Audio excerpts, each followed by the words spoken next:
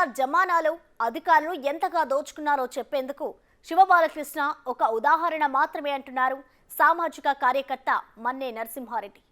ఆయన చిన్న చేప మాత్రమేనని, సీఎస్ వరకు దోపిడీ చేశారని అంటున్నారు ఆయన. తెలంగాణ ప్రభుత్వ మాజీ ప్రధాన కార్యదర్శి, కేసీఆర్ ప్రభుత్వ సలహాదారుగా పనిచేసిన సోమేష్ కుమార్ పై మన్నే నరసింహారెడ్డి తీవ్ర విమర్శలు చేశారు. నిబంధనలకు విరుద్ధంగా హైదరాబాద్ శివాలయలో 25 ఎకరాల భూములు తన భార్య పేరు మీద కొనుగోలు చేశారని డాక్యుమెంట్లు చూపిస్తున్నారు. రంగారెడ్డి జిల్లా యాచారం మండలం కొత్తపల్లిలో సర్వే నెంబర్లు 249, 260లలో సుమారు 25 ఎకరాల వ్యవసాయ భూములను సోమేష్ కుమార్ భార్య పేరుతో కొనుగోలు చేశారని, ఐఏఎస్ అధికారుల నిబంధనల ప్రకారం ఈ విషయాన్ని డీఓపీటీకి చెప్పలేదన్నారు.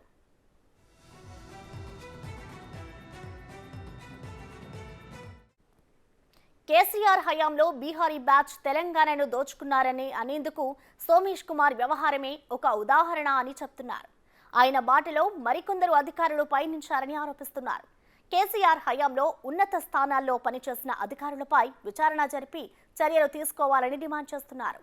ఇక దీనిపై మరిన్ని వివరాలు మా ప్రతినిధి సురేష్ అందిస్తారు.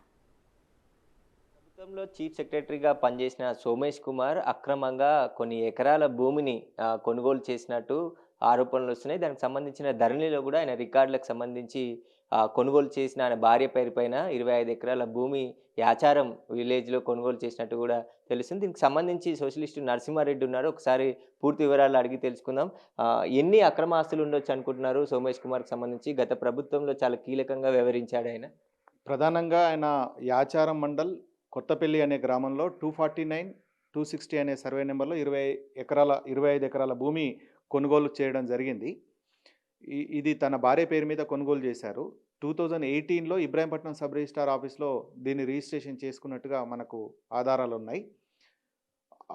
ఈ బీహార్కి సంబంధించినటువంటి ఐఏఎస్ ఆఫీసర్లు తెలంగాణ గత ప్రభుత్వ కాలంలో విపరీతమైన ఆస్తులు కూడబెట్టారనే దానికి అనేక ఆరోపణలు వచ్చినాయి. ఆరోపణలకు ఇది ప్రత్యక్ష సాక్ష్యం.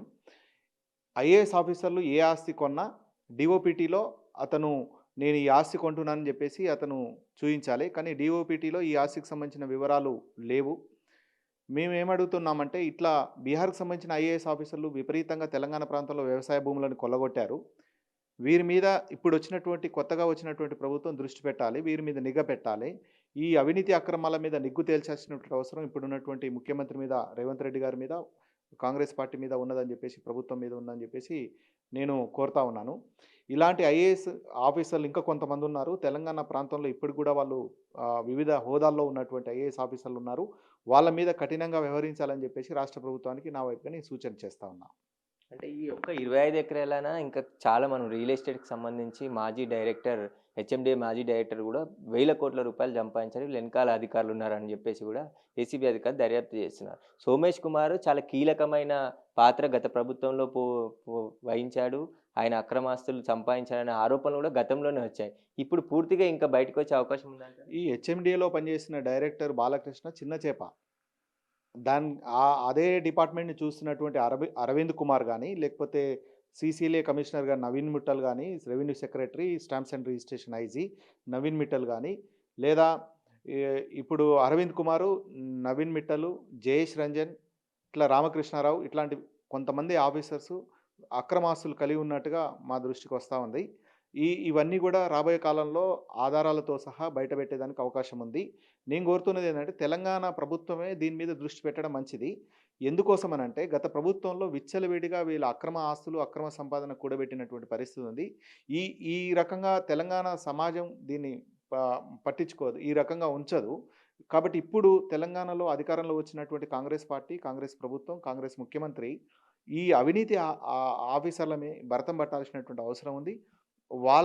వాళ్ళ అక్రమాస్తులని బయటకు తీయాల్సిన అవసరం ఉంది. వాళ్ళని అప్రధానమైనటువంటి పోస్టులో వేయాలి, అవసరమైతే కేసులు పెట్టాలి, జైలుకు పంపించాల్సినటువంటి అవసరం ఉంది. గత ప్రభుత్వంలో చేసినటువంటి అవినీతిని వెలుగుదీయాల్సినటువంటి ప్రయత్నం ఇప్పుడున్న ప్రభుత్వం చేయాలని చెప్పి సూచిస్తున్నా. అంటే డిఓటిపికి సమాచారం అందించలేడు ఈ భూమికి సంబంధించి అని చెప్పి సోమేష్ కుమార్ చెప్తున్నారు. మరి ఆయన పైన ఎలాంటి చర్యలు తీసుకోబోతుంది సెంట్రల్ గవర్నమెంట్ అయినా? ఇప్పుడు ఒక సోషల్ యాక్టివిస్ట్గా ఆ విషయాన్ని మేము బయటపెట్టాం. ఇప్పుడు రాష్ట్ర ప్రభుత్వానికి సంబంధించిన నిఘా విభాగాలు కానీ, కేంద్ర ప్రభుత్వంలో ఉన్నటువంటి నిఘా విభాగాలు కానీ ఏం జరిగింది అనేది విచారణ చేసి ఆ రకంగా కేసులు పెట్టాలి, తగిన యాక్షన్ తీసుకోవాలి. ఇప్పుడు యాక్టివిస్ట్‌గా ఉన్నటువంటి నా దగ్గర ఉన్న సమాచారాన్ని నేను కొంత బయటి ప్రపంచానికి, సమాజానికి చెప్పడానికి ప్రయత్నం చేశాను. ప్రభుత్వం ఏం చర్య తీసుకుంటుందో చూద్దాం. ప్రభుత్వమే దీనికి సంబంధించినటువంటి వివరాలన్నీ కూడా సేకరించి, మిగతా వివరాలన్నీ సేకరించి వారి మీద కఠినంగా వ్యవహరించాలనేది నేను కోరుకుంటున్నా. అంటే సోమేష్ కుమార్ పాత్ర చాలా కీలకము. అలాంటి ఆయనది ఇప్పుడు ఎంత అవినీతి బయటకొస్తదనుకో మీరు ఒకటి మాత్రమే తీశారు. ఇంకా ఎన్నున్నాయి అనుకుంటున్నారు మీరు? తెలంగాణ ప్రాంతాల్లో ఇంకా చాలా ఆస్తులున్నాయి వారికి గానీ, ఇంకా మిగతా ఇప్పుడు నేను చెప్పిన పేర్లు చెప్పిన కొంతమంది ఆఫీసర్స్‌కి అవన్నీ కూడా బయటికి రావాల్సినటువంటి అవసరం ఉంది. బినామీ పేర్లతో ఉన్నటువంటివి కూడా బయటికి రావాల్సిన అవసరం ఉంది. అట్లాంటి వాట్ల విషయంలో రాష్ట్ర ప్రభుత్వం కఠినంగా వ్యవహరించాలని నేను డిమాండ్ చేస్తా ఉన్నా. కోరుతా ఉన్నా. అయితే ఖచ్చితంగా సోమేష్ కుమారు చాలా చీఫ్ సెక్రటరీగా పనిచేశాడు ఆయన.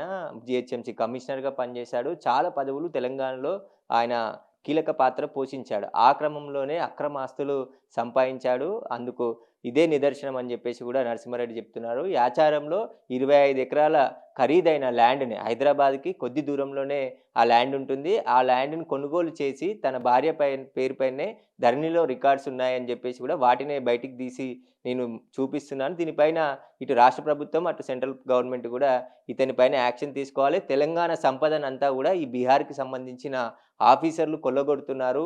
గతంలో 10 ఏళ్ల పాటు మొత్తం దోచుకున్నారు. దీన్నంతా కూడా బయటికి తీయాలి. వీళ్ళపైన చట్టపరమైన చర్యలు తీసుకొని వారిపైన యాక్షన్ తీసుకోవాలని చెప్పేసి కూడా నరసింహారెడ్డి డిమాండ్ చేస్తున్నాడు. కెమెరామ్యాన్ వినోద్‌తో సురేష్, బిగ్ టీవీ, హైదరాబాద్.